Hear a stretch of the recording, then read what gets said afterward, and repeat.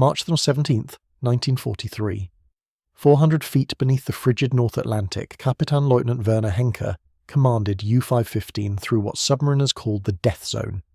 The seasoned U-boat commander had survived 23 war patrols, sunk over 100,000 tons of Allied shipping, and earned the Knight's Cross with oak leaves. At 35, he was considered one of the Kriegsmarine's most capable submarine captains. But on this grey morning, as his hydrophone operator reported the distinctive thrashing of merchant ship propellers above, Henke had no idea he was about to encounter a weapon that would revolutionize anti-submarine warfare. A weapon so terrifying that U-boat crews would come to fear it more than depth charges, more than aircraft, more than anything else the Allies could throw at them. The hydrophone operator, Matrosengefighter Klaus Becker, pressed his headphones tighter against his ears. His face went pale. "Herr Kallo, I hear splashes, multiple contacts, surface disturbance directly above us." Henke's jaw tightened. Depth charges were nothing new. His boat had survived dozens of attacks. The procedure was standard. The destroyer or corvette above would pass over your position, roll depth charges off the stern, and you'd wait for the explosions. The time between splash and detonation gave you precious seconds to maneuver, to turn, to dive deeper, to try anything that might put distance between your pressure hull and the blast. Becker's trained ear could usually estimate how close the charges would fall by their entry sound. He'd been doing this for 2 years. "Crash dive," Henke ordered. "Take her to 600 feet, all ahead full, hard to starboard." The diesel mechanics scrambled to their stations. The electric motors whined as U-515 nosed down into the black depths. In the control room, men gripped whatever they could find. The chief engineer watched the depth gauge needle swing past 450 feet, 500 feet, 550 feet. They were approaching the boat's rated crush depth, but Henke had taken her deeper before. Then something impossible happened. The explosions came before the sound of the weapons entering the water had faded. Becker screamed into his microphone. "Detonation. Multiple detonations. They're hitting. There." The rest of his words were lost as U-515 shook like a toy in a child's fist. The lights went out. Emergency systems kicked in, bathing the control room in demonic red. Men were thrown against bulkheads. Glass shattered. Cork insulation rained down from the overhead. Water began spraying from a dozen fractured pipe joints. But the attack pattern was like nothing they'd experienced. The explosions weren't behind them. They weren't offset by the time it took depth charges to sink. They were immediate, precise, surrounding them. One blast was so close that the pressure hull groaned, a sound every submariner dreaded, the sound of steel being tested beyond its design limits. "How did they detonate so quickly?" Henke shouted over the chaos. "They just hit the water. That's impossible." But it wasn't impossible. What Henke didn't know, what no U-boat commander yet understood, was that the British had deployed a new weapon. One that didn't sink slowly like conventional depth charges. One that threw 65-pound projectiles forward from the attacking ship in a predetermined pattern. One that hit the water and sank at over 30 feet per second, reaching attack depth in a fraction of the time of conventional weapons.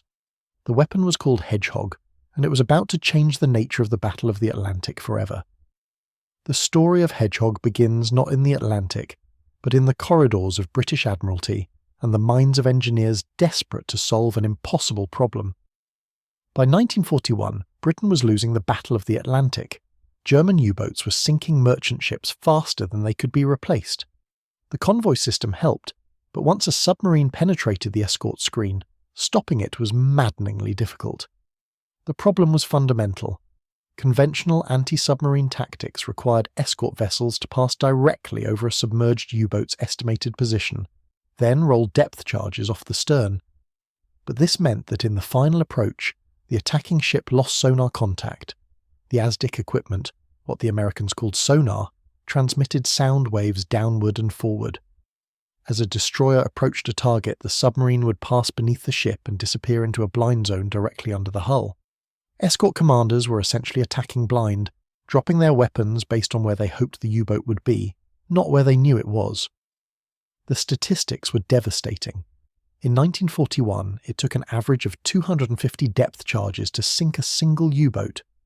Some attacks involved dropping over 100 depth charges without result. The U-boats were simply manoeuvring out of the predicted attack zone during the crucial seconds when the escort vessel had lost contact.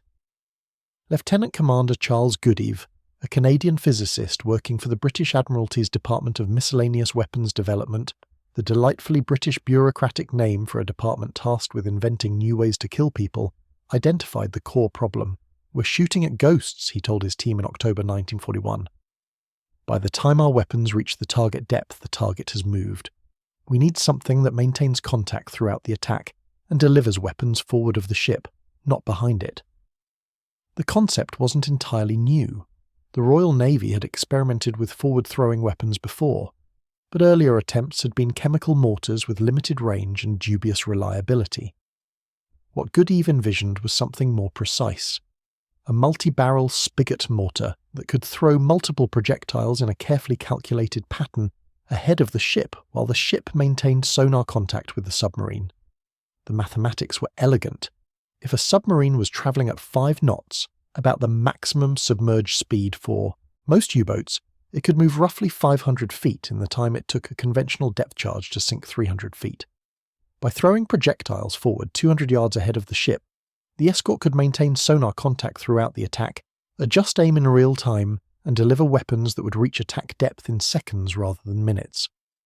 The project fell to a team at the Admiralty's research facility in Teddington. The lead engineer, Professor A.M. Utley, had previously worked on artillery fuses.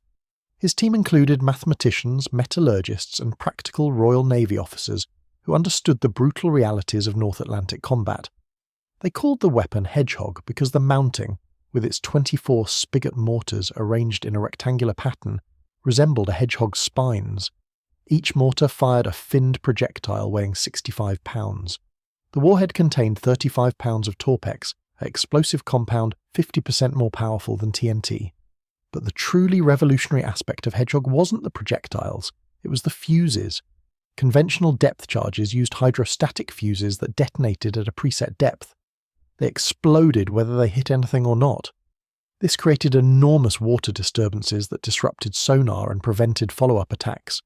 It also meant the submarine crew knew they were being attacked, giving them precious seconds to maneuver. Hedgehog projectiles used contact fuses. They only detonated on impact with a solid object. If they missed, they sank harmlessly to the ocean floor. This meant that if a Hedgehog attack produced no explosions, the submarine was intact and the escort could immediately fire again. But if you heard explosions, you knew with absolute certainty that you'd hit the target.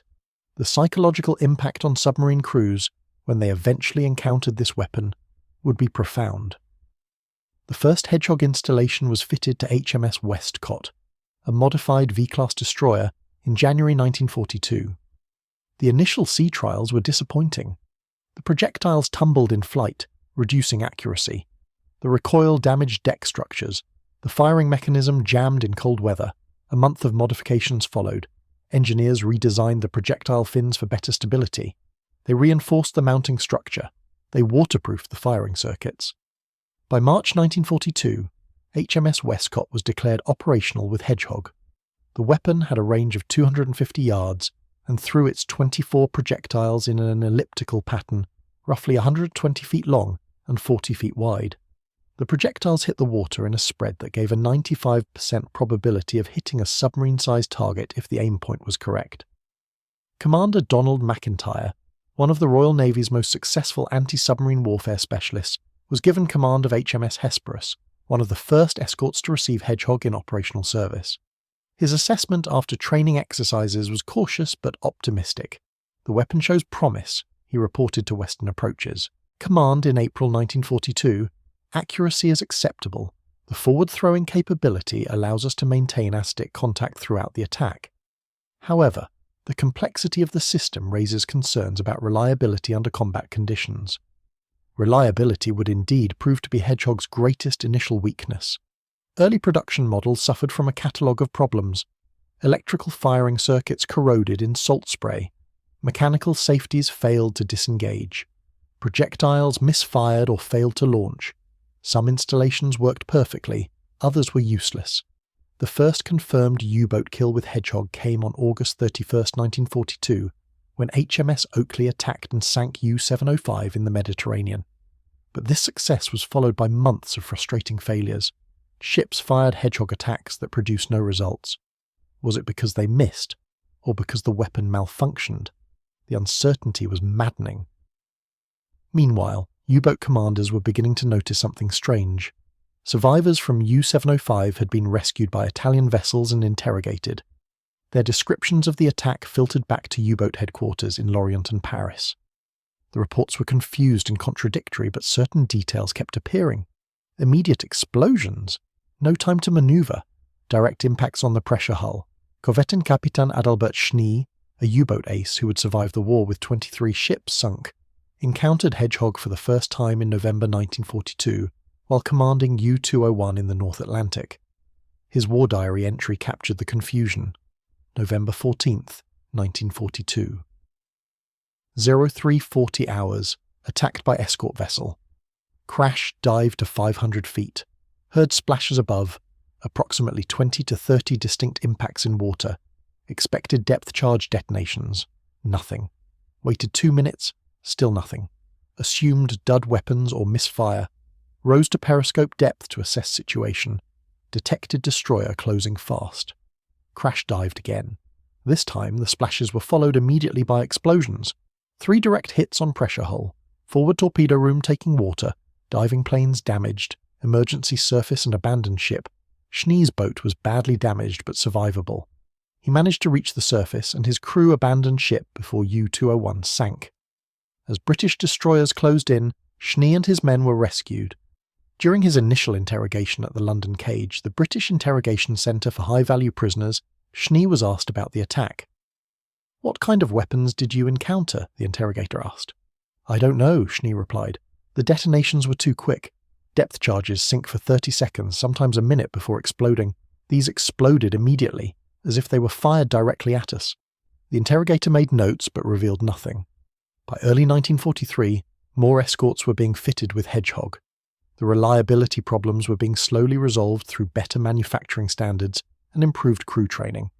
Commander Peter Gretton, leading the famous B-7 escort group, received Hedgehog-equipped ships in February 1943, just in time for the climax of the Battle of the Atlantic. March 1943 saw the largest convoy battles of the war. Massive wolf packs of 30 to 40 U-boats attacked convoys in coordinated night surface attacks. The escorts were overwhelmed. Convoy HX-229 and SC-122, sailing parallel courses, lost 21 ships to U-boat attack between March 16th and 20th. The Admiralty seriously considered abandoning the convoy system entirely, but in these desperate battles, Hedgehog-equipped escorts began to demonstrate their value.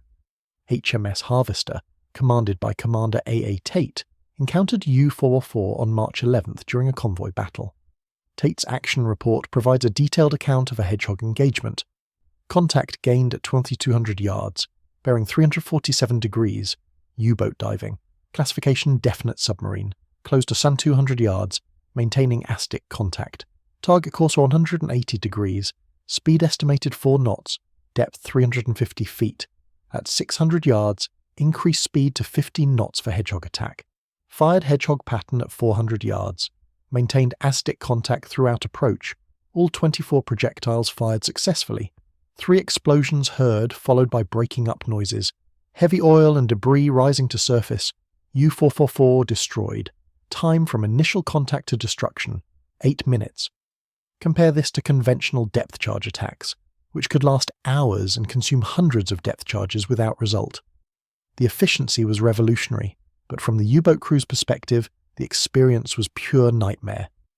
Oberleutnant zur See Hans-Joachim Hesse, the second watch officer of U-666, survived a Hedgehog attack in April 1943 and was rescued after his boat sank. His interrogation report, preserved in British naval archives, provides a chilling account from the receiving end. "We were at 400 meters, he told his interrogators. We had dived after sighting a destroyer. The commander believed we had evaded successfully. Then the hydrophone operator reported splashes, many splashes. We prepared for depth charges. The procedure is standard. You hear them hit the water. You count the seconds. You brace for the explosions. You try to estimate how close they'll be from the sound of their entry. But these were different. The moment they hit the water, they exploded. No delay, no warning, just immediate detonations all around us. 3 hit the boat. 1 struck the pressure hull just forward of the conning tower. The explosion was deafening. The entire boat rang like a bell. Lights failed. Chlorine gas from cracked batteries filled the compartments. Water poured in through ruptured hull plating. We surfaced an abandoned ship. When the British picked us up, I asked what weapon they had used. They wouldn't tell me, but I knew it was something new, something terrible.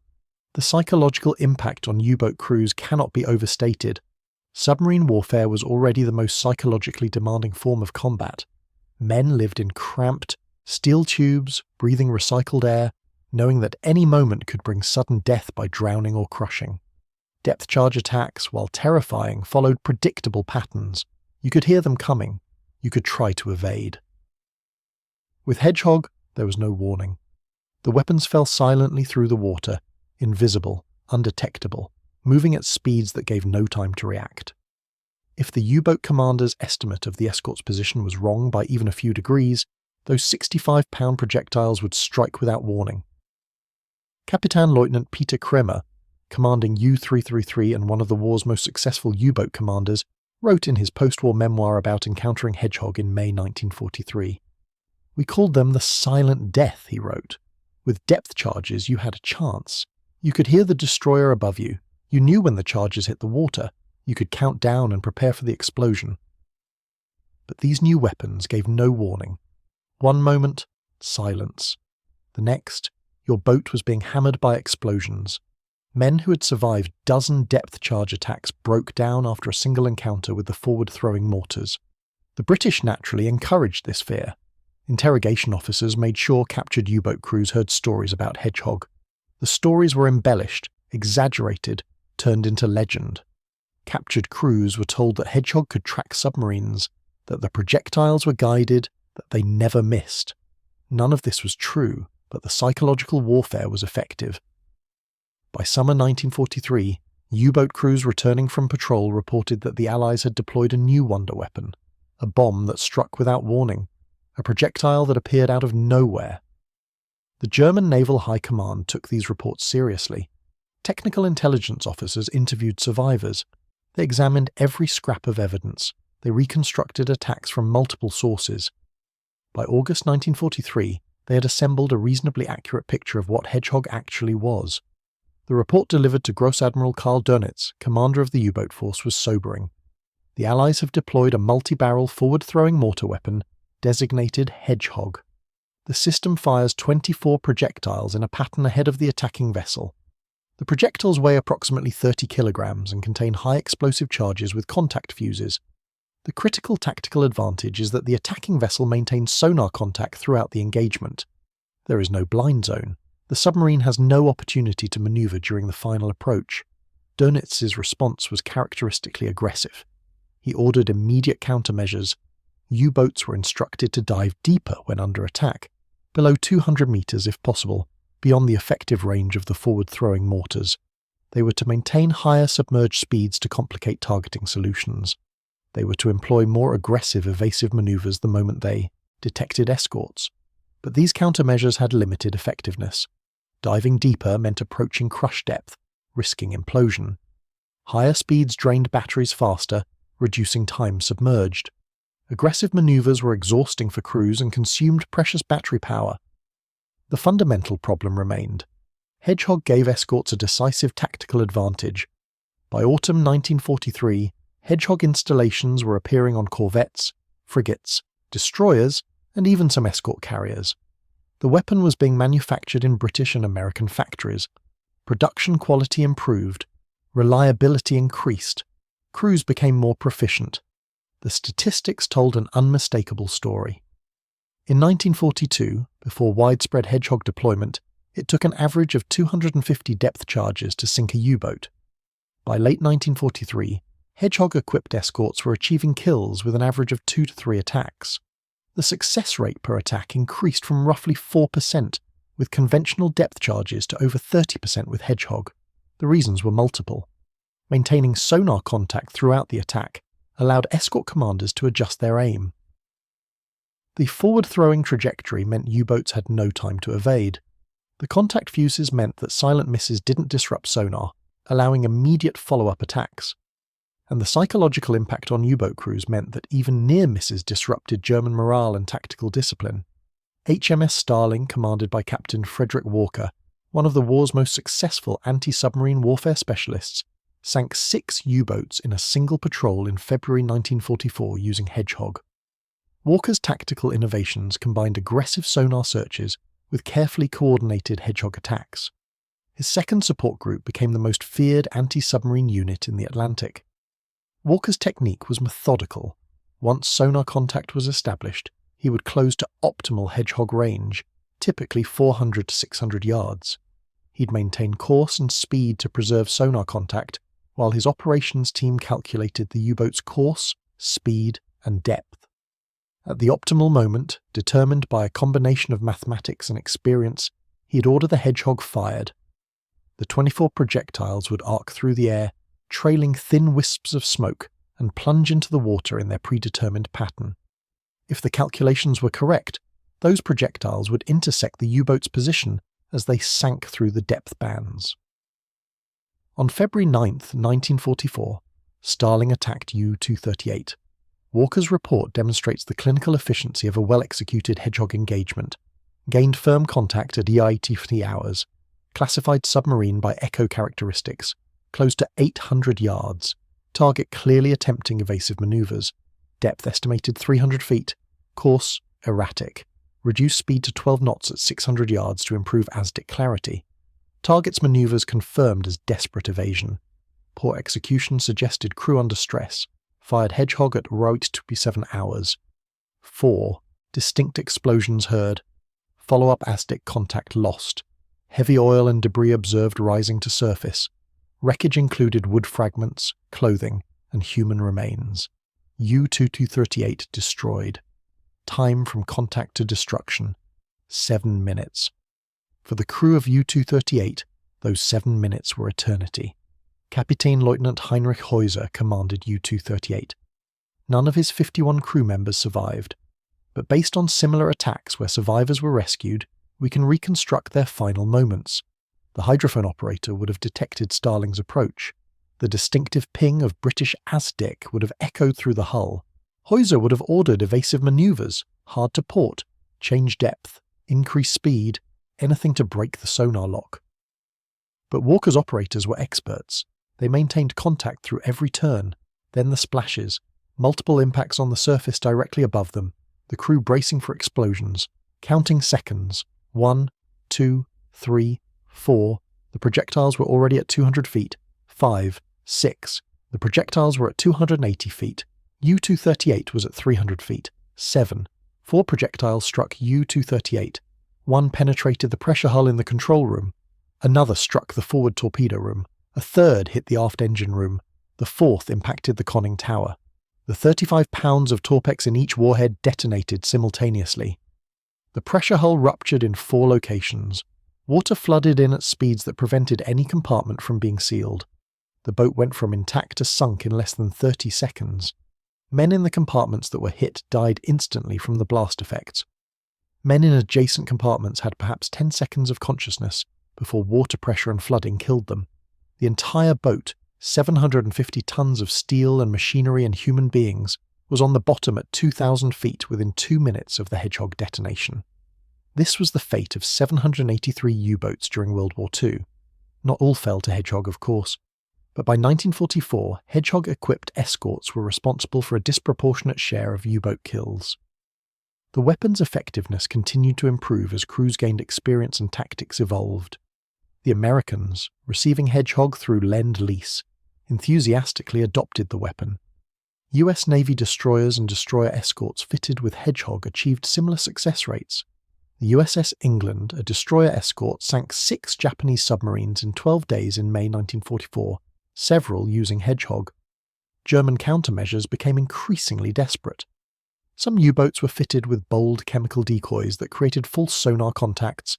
Some used Pillenwerfer, canisters that released bubbles to confuse sonar. Some tried towing noisemakers to present false targets. None of these measures significantly reduced Hedgehog's effectiveness. The fundamental problem remained unchanged. A submarine submerged was nearly blind, slow, and vulnerable. An escort with working sonar and Hedgehog was a predator with perfect senses and instantaneous weapons. The introduction of snorkel equipment in late 1944 allowed U-boats to run their diesel engines while submerged at periscope depth, but this provided only marginal improvement. Snorkeling U-boats were still vulnerable to Hedgehog attacks. The weapon evolved throughout the war. Squid, a larger three-barreled version that fired heavier projectiles in an automatically calculated pattern, appeared in 1944. Squid's projectiles weighed 300 pounds and used both contact and depth fuses for maximum effectiveness. But Hedgehog remained the primary anti-submarine weapon through the war's end. The psychological toll on U-boat crews became a significant factor in German submarine operations. By late 1944, experienced U-boat commanders were becoming rare. The average age of U-boat captains dropped from 32 in 1942 to 24 in 1944. Many were on their first patrol. These inexperienced commanders, facing Hedgehog-equipped escorts with veteran crews, had virtually no chance of survival. The stress was unbearable. U-boat crews in 1944 and 1945 had a lower survival rate than any other branch of German military service. Of 39,000 men who served in U-boats, 28,000 died. That's a 72% fatality rate, and Hedgehog was a significant contributor to those deaths. In post-war interrogations, surviving U-boat officers consistently rated Hedgehog as the most feared Allied anti-submarine weapon. More feared than aircraft with depth charges, more feared than convoy escorts, more feared than Allied submarines. The weapon that struck without warning, the explosion you never heard coming. Fregattenkapitän Wolfgang Luth, Germany's second most successful U-boat commander with 46 ships sunk, was interviewed by Allied intelligence officers in May 1945. His assessment was unequivocal. The forward-throwing mortars changed everything, he said.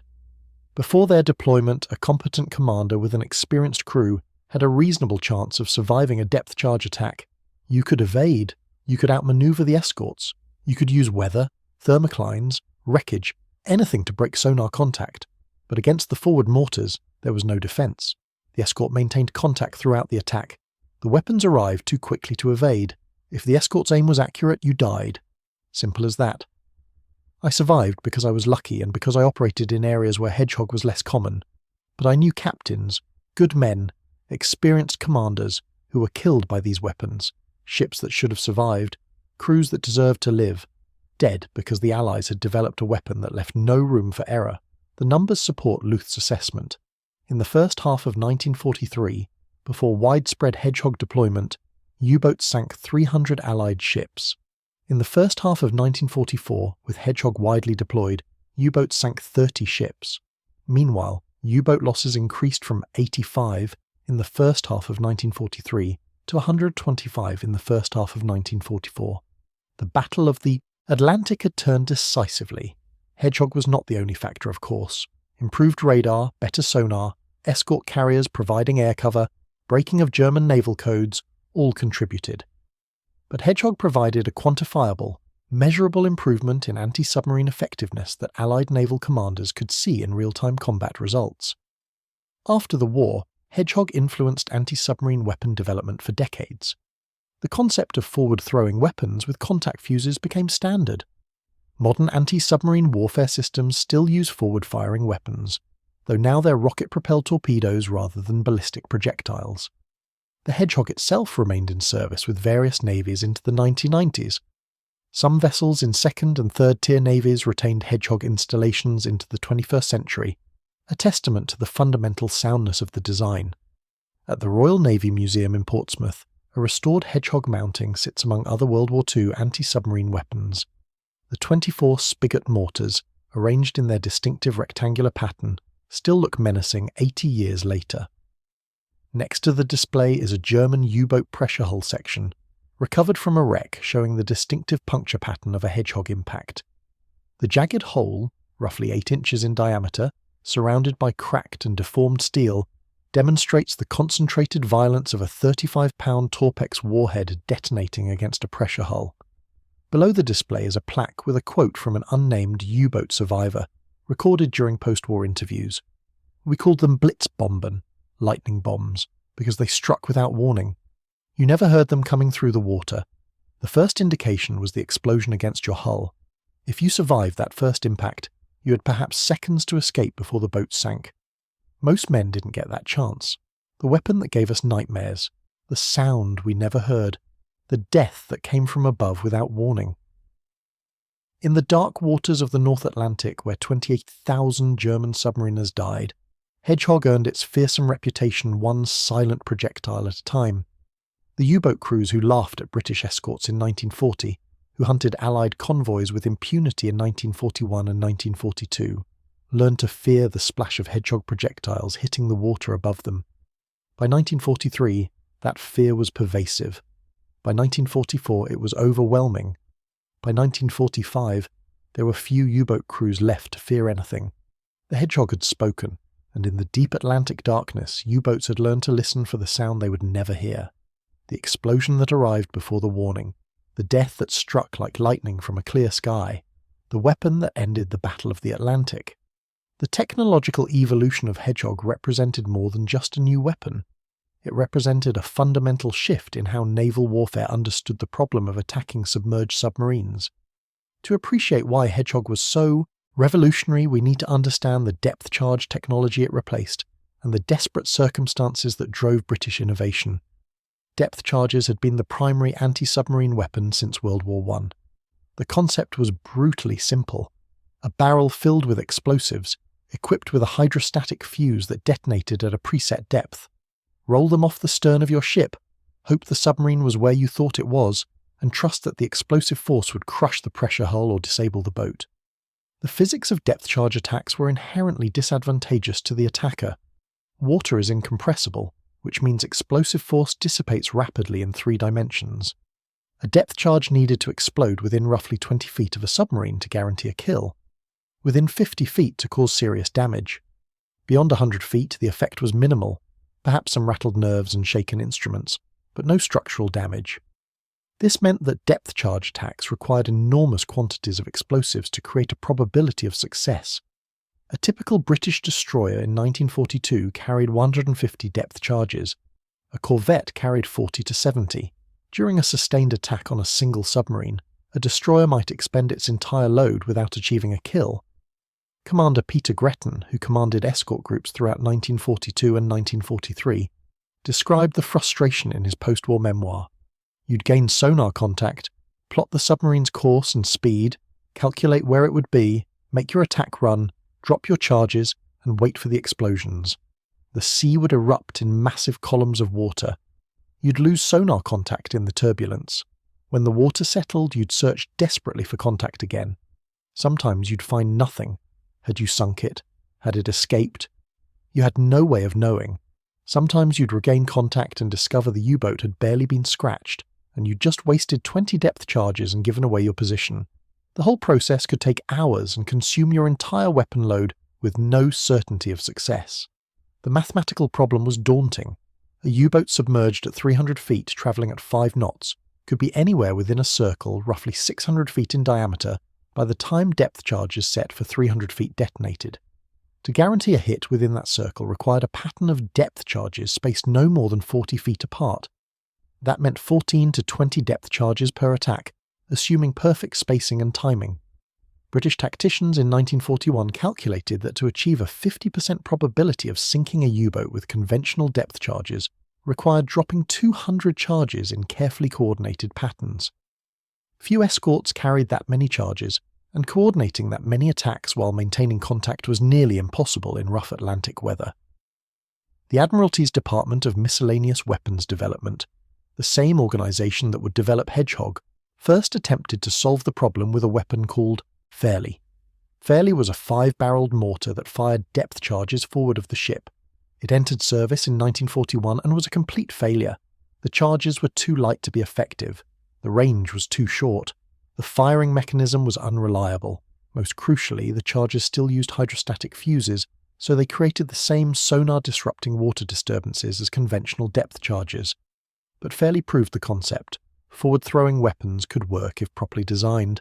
The question was how to make them effective. Enter Commander Charles Goodeve and his team. Goodeve was a rare combination of theoretical physicist and practical engineer. He understood both the mathematics of underwater ballistics and the brutal realities of North Atlantic convoy warfare. His insight was that the fuse mechanism was as important as the delivery system. Contact fuses for anti-submarine weapons were not new. The problem was making them reliable. Early contact fuses were triggered by mechanical deformation of the projectile's nose upon impact, but these mechanisms frequently failed. Salt water corroded the delicate springs and triggers. Impact with the water surface could trigger premature detonation. Impact at steep angles might not generate enough deformation to trigger the fuse. Goodeve's team developed a completely new fuse design. Instead of mechanical deformation, the Hedgehog fuse used a spring-loaded striker held in place by a soluble plug. When the projectile entered the water, the plug began dissolving, but not quickly enough to release the striker during the projectile's descent. Only the shock of impact with a solid object, the sudden deceleration, would overcome the spring tension and drive the striker into the detonator. The elegance was in the timing. The soluble plug took roughly 45 seconds to dissolve completely in seawater. A Hedgehog projectile reached the ocean floor in most Atlantic depths in 30 to 40 seconds. If the projectile missed its target and hit the bottom, the plug would be nearly dissolved, and the impact would trigger detonation. But the explosion would be too deep and too far away to disrupt sonar or endanger the attacking ship. If the projectile hit a submarine at any depth, the plug would still be solid, the spring would be at full tension, and the impact would guarantee detonation. The result was a fuse with a success rate exceeding 95%, unheard of reliability for the era. The projectile design itself was sophisticated. The 65-pound weapon was essentially a finned spigot bomb. The hollow tail fit over the spigot mortar, and the propellant charge was inside the tail.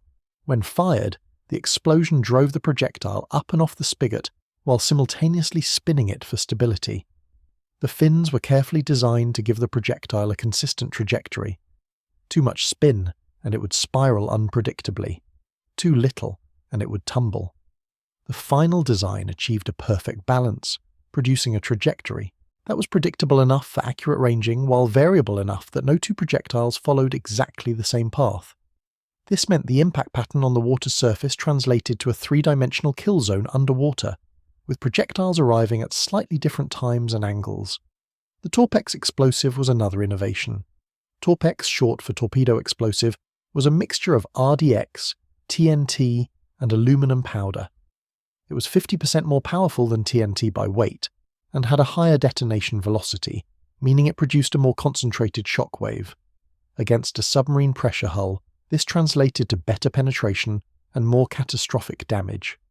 Testing in 1941 and early 1942 used a captured Italian submarine as a target.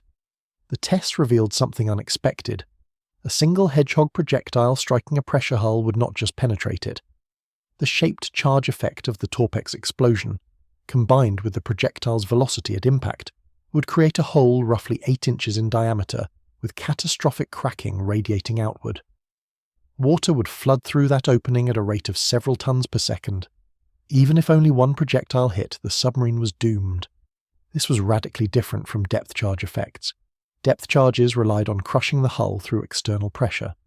The submarine's own structural strength worked against this, with frames and bulkheads designed to resist external pressure. But Hedgehog attacked from a different angle, literally. The projectile struck at high velocity, concentrating its explosive force in a shaped penetration rather than an omnidirectional blast. The submarine's hull, designed to resist external compression, offered minimal resistance to high-velocity penetration. The tactical implications were profound.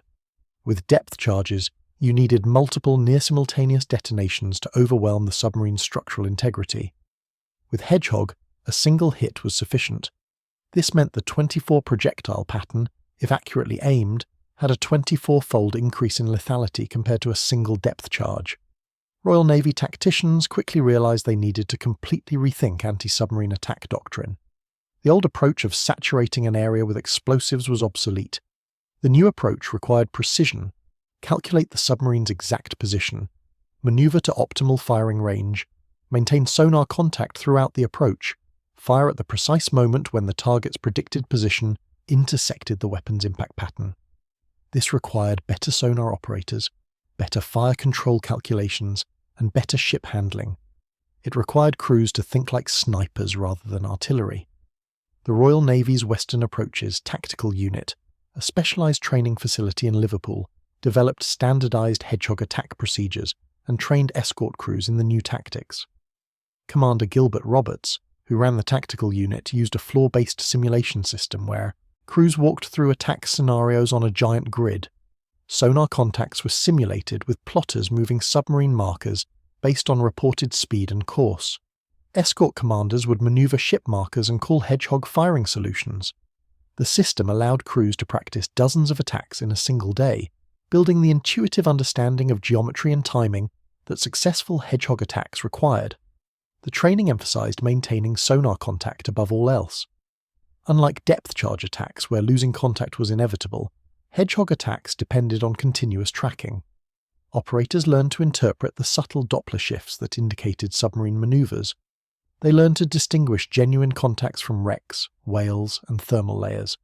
They learned the distinctive echo patterns of different U-boat types. By mid-1943, escort crews trained at Western Approaches were achieving Hedgehog hit rates exceeding 25% per attack. This meant roughly 1 in 4 Hedgehog attacks resulted in a submarine kill. Compare this to depth charge success rates of 4 to 6%, and the magnitude of improvement becomes clear. The Germans, meanwhile, were struggling to understand what they faced. Captured U-boat crews provided fragmentary information. The weapons were forward-firing. They struck without warning. They used contact fuses. But the full tactical picture remained unclear until German intelligence captured detailed information from a compromised source in early 1944. The source, never publicly identified but referred to in German naval archives as Quell Neptun, Source Neptune, provided technical specifications for Hedgehog including the mortar configuration, projectile weight, explosive type, and crucially, the contact fuse mechanism.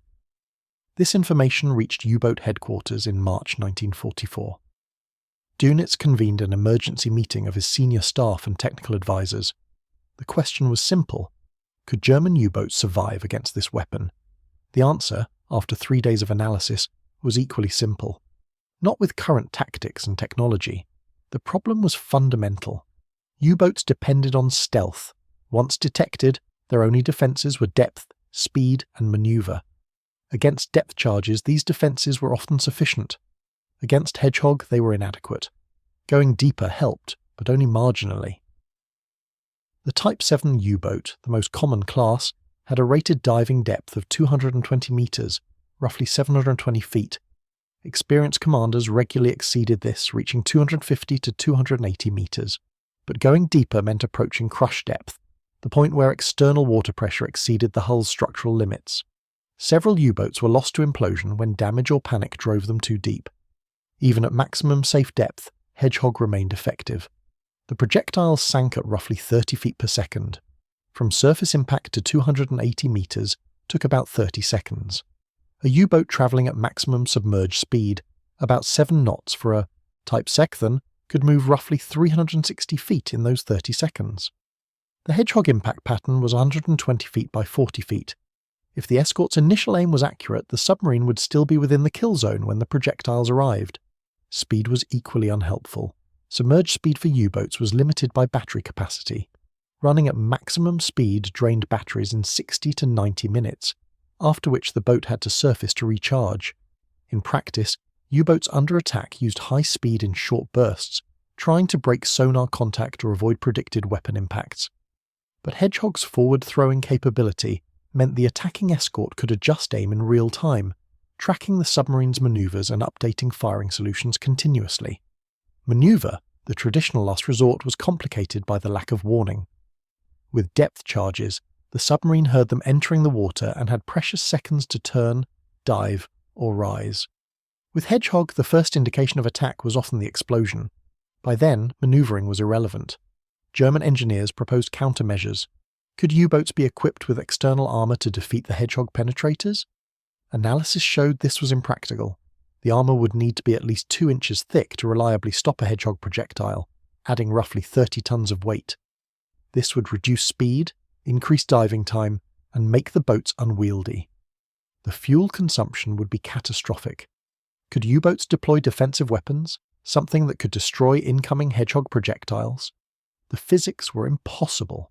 The projectiles fell at high velocity in an unpredictable pattern, tracking and engaging 24 small, fast-moving targets simultaneously while submerged was beyond any technology of the era.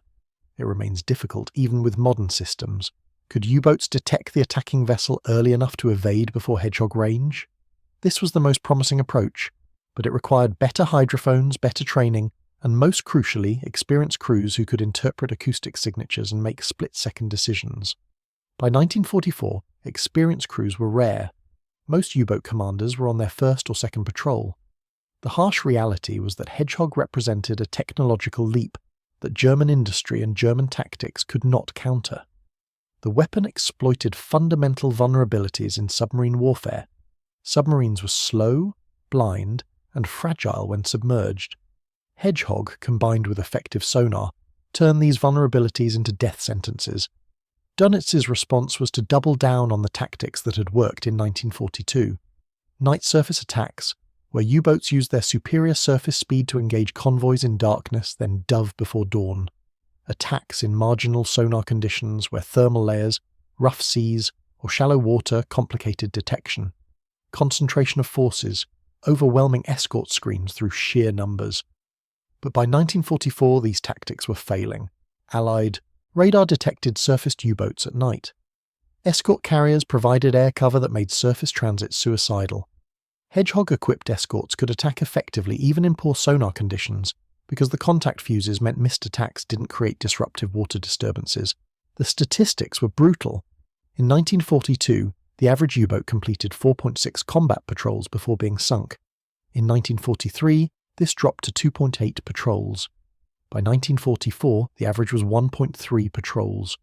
Most U-boats were being sunk on their first or second mission. The experienced commanders who might have adapted to Hedgehog were dead. The young replacements had no chance. Individual accounts from German survivors paint a picture of overwhelming psychological pressure. Lieutenant zur See Friedrich Steinfeld, who served as a watch officer on 3 different U-boats before the war's end, was interviewed in 1947 for a British naval intelligence study on U-boat morale. His testimony revealed the cumulative impact of technological inferiority. By 1944, we knew we were obsolete, Steinfeld said.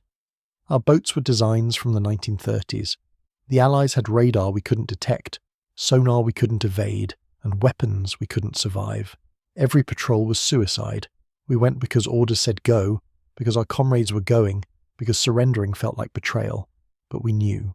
We all knew. The forward mortars, the Eigel as we called them, Hedgehog in German, those were the worst. You couldn't hear them coming. With depth charges, you had the psychological preparation. You heard the destroyer overhead. You heard the splashes. You braced yourself. With the Eagle, you were talking to a comrade 1 second, and the next second the boat was exploding around you. No warning, no chance. I survived 3 Hedgehog attacks, pure luck, nothing more. The first time, we were at 200 meters when the projectiles hit. The spread missed us by perhaps 50 meters. We heard the detonations, felt the shock waves. The commander ordered crash dive to 280 meters. We sat there for 6 hours, barely breathing, waiting for the next attack. It never came. Maybe they lost contact, maybe they thought they'd sunk us. We surfaced that night and ran for home on the surface. The second time, we weren't so fortunate. We were shallower, maybe 150 meters, when the attack came. 4 projectiles hit the water close enough that the shock waves shattered every light in the boat. The pressure hull cracked in the after torpedo room. We had to seal that compartment and surface immediately. The British were waiting. We surrendered. The third time, I was on a different boat. The attack came from a frigate we never detected until too late. The commander ordered crash dive, but we were only at 80 meters when the Hedgehog launched. 1 projectile hit us. Just 1. But 1 was It struck the conning tower, penetrated through to the control room. The explosion killed everyone in the control room instantly. The boat lost control. We plunged toward the bottom.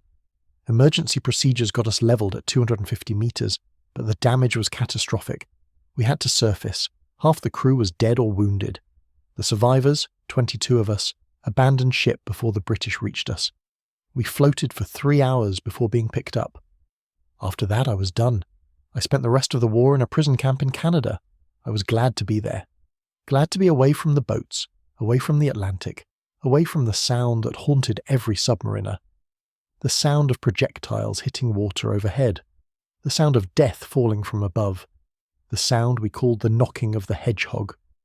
The psychological phenomenon Steinfeld described became widespread in U-boat crews by late 1944. Medical officers at U-boat bases reported increasing incidences of what they termed hedgehog neurosis, anxiety disorders specifically triggered by the forward-throwing mortar attacks. Symptoms included nightmares, panic attacks, auditory hallucinations of splashing sounds, and in extreme cases, complete psychological breakdown requiring hospitalization.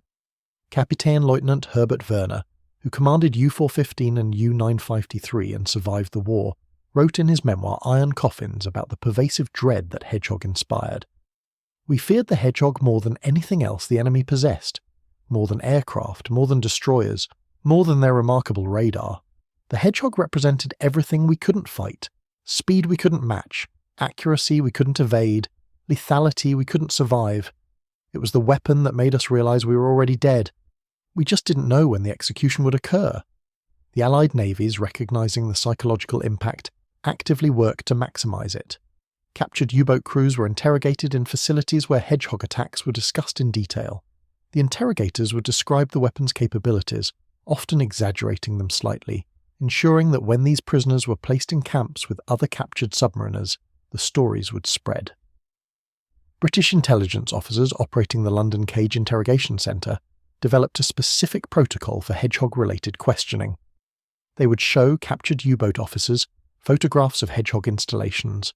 They would play recordings of Hedgehog launches, the distinctive thump-thump-thump of 24 projectiles firing in rapid sequence. They would show damage assessments from U-boats sunk by Hedgehog, emphasizing the catastrophic nature of the damage.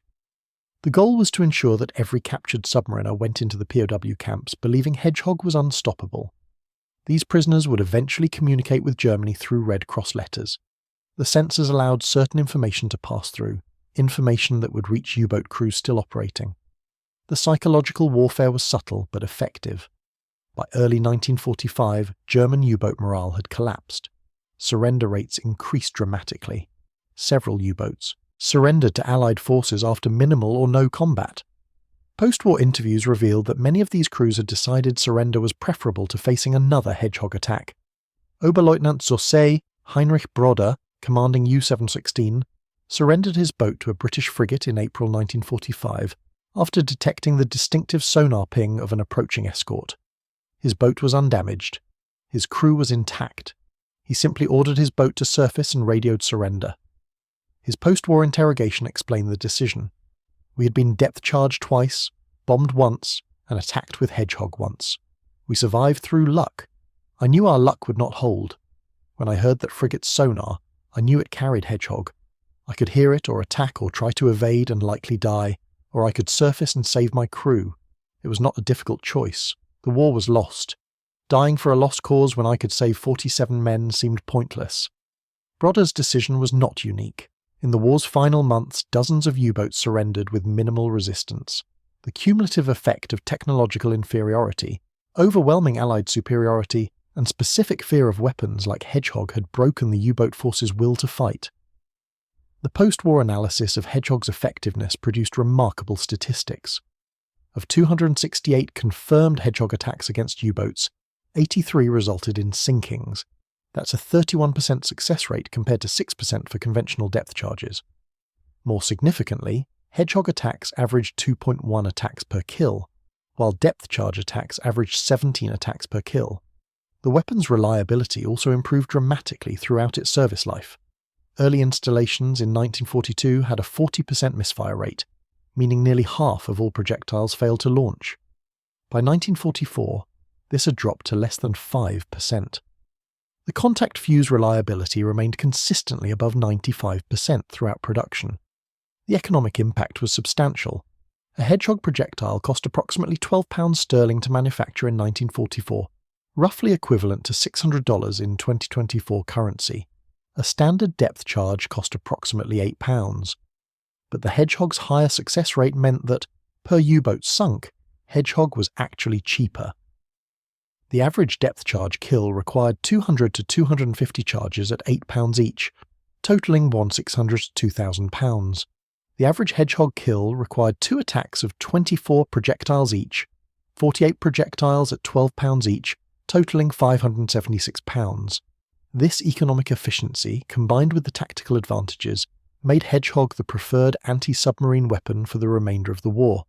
Production ramped up dramatically. By 1944, Britain was manufacturing 2,000 Hedgehog projectiles daily. American factories, producing under license, added another 3,000 daily. The combined Allied production exceeded 1.8 million projectiles by war's end. The weapon's influence extended beyond World War II. Post-war naval development focused heavily on forward-throwing anti-submarine weapons. The British Squid system, essentially an enlarged Hedgehog with 3 mortars firing larger projectiles, entered service in late 1944 and remained in Royal Navy service until the 1970s. The American Weapon Alpha, developed in the late 1940s, used Hedgehog's basic concept, but with rocket-assisted projectiles for greater range. Modern anti-submarine warfare still uses forward-throwing weapons, though now they're typically rocket-propelled torpedoes rather than ballistic projectiles. But the fundamental concept remains identical. Maintain sonar contact throughout the attack, throw weapons forward to minimize time to target, use precision rather than saturation. Every modern anti-submarine system owes its conceptual lineage to Hedgehog. In the final accounting, Hedgehog represented one of World War II's most successful weapons development programs. It solved a critical tactical problem, the inability to attack submerged submarines while maintaining sensor contact. It did so with elegant simplicity, forward-firing mortars with contact fuses. It achieved remarkable cost-effectiveness and reliability, and it had a psychological impact on enemy forces that exceeded its physical lethality. For the men who served in U-boats, Hedgehog became the symbol of inevitable defeat, the weapon they never heard coming, the death that struck from above without warning, the technological innovation that turned submarine warfare from a battle of wits into an execution. In the dark waters where 28,000 German submariners died, Hedgehog spoke the final word, silent, precise, and absolutely lethal. The thunder that came before the lightning, the end that arrived before the warning, the weapon that taught U-boat crews to fear what they couldn't hear. And in that fear, the Battle of the Atlantic was won,